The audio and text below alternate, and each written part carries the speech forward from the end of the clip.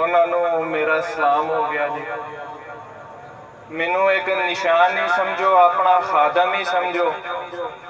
ऐसा ऐसा तमाम खामियां असी दूर करते रहांगे, तुसी सिर्फ खामी की निशानदेही करते रहो, असी खामियां दूर करते रहांगे। मियां इनायत अली कसूरमंद तुसी मेहमान हो।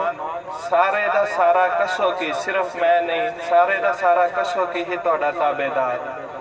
जेड़े खास मेहमान ने साडे हाफिज मोहम्मद उस्मान साहब, इन्हां दे जेड़े वड्डे सन, बुजुर्ग सन, वो साडे नाने जी दे पीर सन।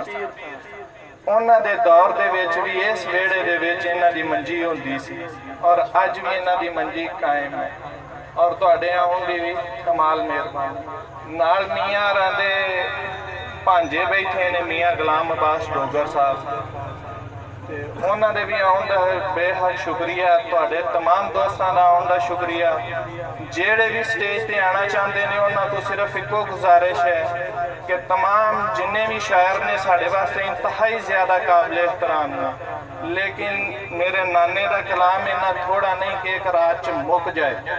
लिहाजा गुजारिश है कि जिन्ने तो जिन्ना ज़्यादा हो सके मियां इनायत का ही कलाम इत्थे पेश किया जाए। तो बहुत बहुत शुक्रिया। आउंदे रव्या करो, साड़ी हौसला अफजाई भी होंदी है। बाकी असी ना किसी को इज्जत दे सकने, ना ही किसी को इज्जत खो सकने। इज्जत देना सिर्फ अल्लाह का काम है और अल्लाह ही दे रहे। तो शुक्रिया, ढेर शुक्रिया।